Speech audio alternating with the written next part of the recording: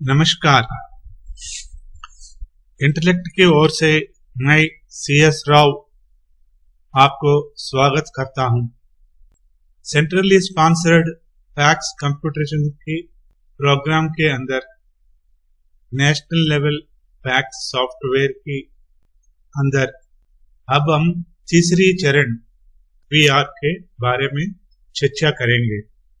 अभी तक हमने पार्ट 1 के वीडियो में सोसाइटी का बेसिक विवरण, प्रबंधन और स्टाफ तथा लेखांकन पद्धतियों के साथ साथ पार्ट 2 के वीडियो में सदस्यता और डिपॉजिट की चर्चा की है। अब पार्ट 3 के इस वीडियो में हम ऋण प्रदाय, लेंडिंग और बारोइंग के बारे में चर्चा करेंगे। ये वीडियो भी प्रश्न उत्तर आधारित वार्तालाप चर्चा है।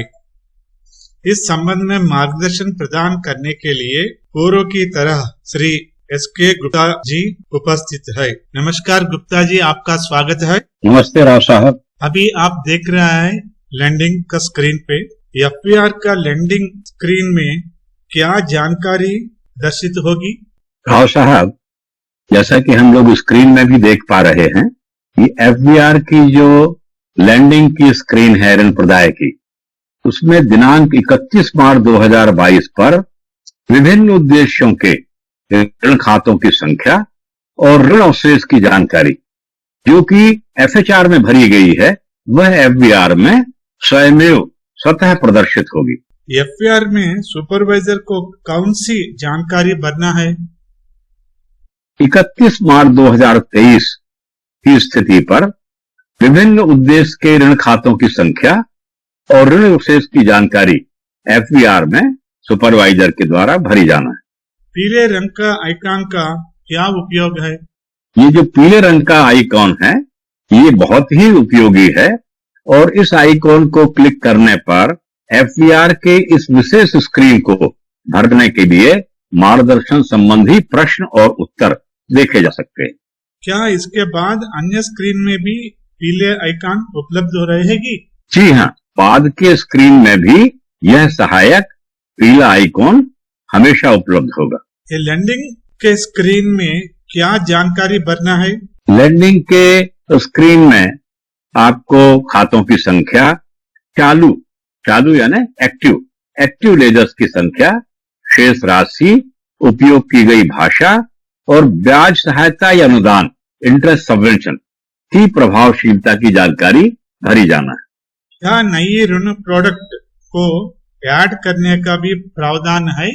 जी हाँ, बिल्कुल प्रावधान है। ऐड बटन को क्लिक करते हुए आप नए ऋण प्रोडक्ट यदि कोई हो तो उनको ऐड कर सकते हैं। KCC, क्रॉप लोन, SAO के प्रोडक्ट डेफिनेशन के फील्ड को कैसा भरना है?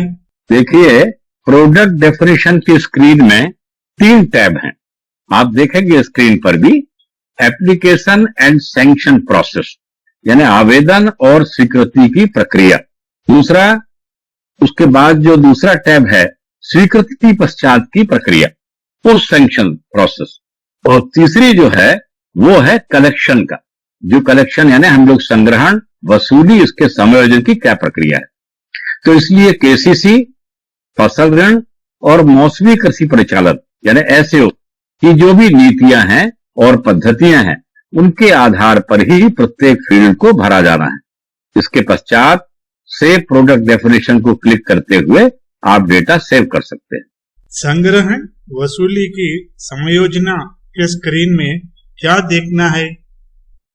देखिए, कलेक्शन या रिकवरी, इसके स्क्रीन में आपको यह सत्यापित करना है कि वसूली का समायोजन सही क्रम में, अर्थात सबसे पहले दंड ब्याज और मूलधन आदि में ही किया गया है।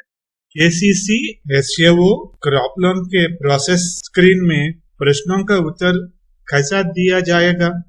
KCC, फसल ऋण या SAO, मौसमी कृषि परिचालन जिसको हम कह रहे हैं, उसके प्रोसेस के स्क्रीन में आप देखेंगे कि ड्रॉप डाउन बॉक्स में यस और नो ये विकल्प दिए गए।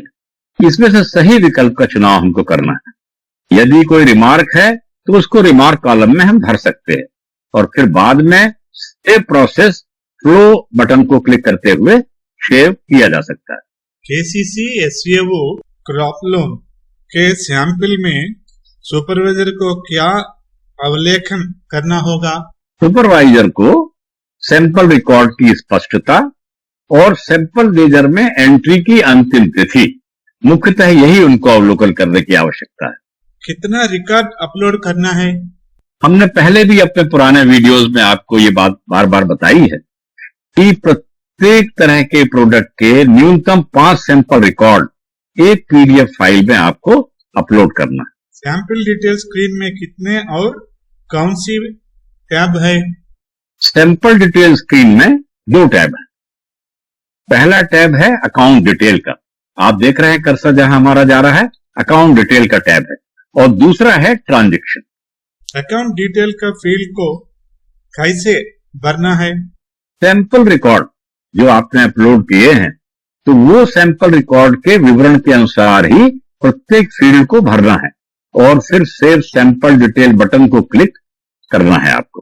ट्रांजैक्शन स्क्रीन में क्या जानकारी भरी जाना है?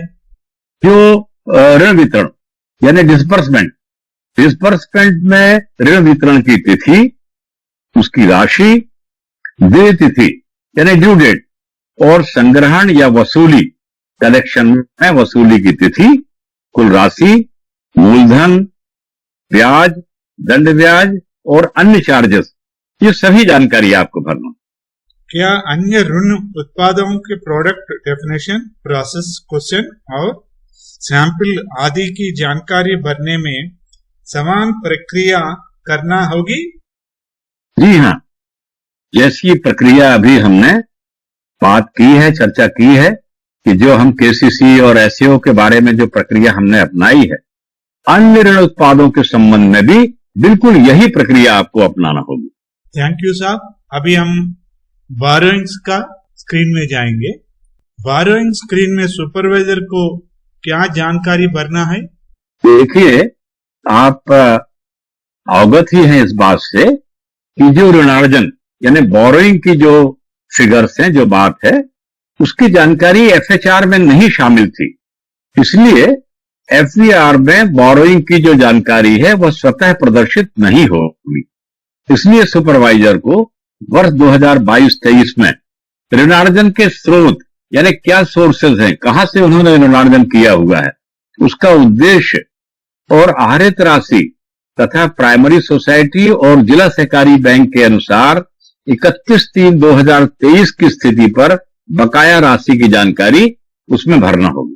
क्या नई बोरोइंग खातों को ऐड करने का प्रावधान है? जी हाँ, बिल्कुल प्रावधान है। ऐड बटन को क्लिक करके नए बोरोइंग के खाते, यदि आपकी बोरोइंग कहीं और से है, किसी और मद में है, तो आप उसको जरूर ऐड कर सकते हैं। बोरोइंग की स्क्रीन के प्रत्येक फील्ड की जानकारी कैसे भरी जाना है? प्रत्येक बोरोइंग खाते की जानकारी बोरोइंग लेजर के विवरण के आधार पर ही भरी जाना है। जब ये जानकारी आप भर लेते हैं तो उसके बाद सेव बोरोइंग बटन को क्लिक करना होगा। बोरोइंग के प्रोसेस स्क्रीन को प्रश्नों का उत्तर कैसे भरना है? बिल्कुल वैसे ही जैसे अभी हमने चर्चा की थी और पुरानी प्रोसेस की स्क्रीन में हमने भरा था कि ड्रॉप डाउन बॉक्स में आप देखेंगे यस और नो, ये 2 विकल्प हैं। इसमें से आपको चयनित करना है और फिर यदि कोई रिमार्क है तो रिमार्क के कॉलम में आप उसको भर सकते हैं और बाद में सेव प्रोसेस फ्लो बटन को क्लिक कर सकते हैं। एफबीआर को भरने संबंधी इस विस्तृत मार्गदर्शन के लिए श्री गुप्ता जी को बहुत बहुत धन्यवाद। एफबीआर को तैयारी संबंधी वीडियो पार्ट 3 देखने के लिए आपको भी धन्यवाद। Thank you for watching this video.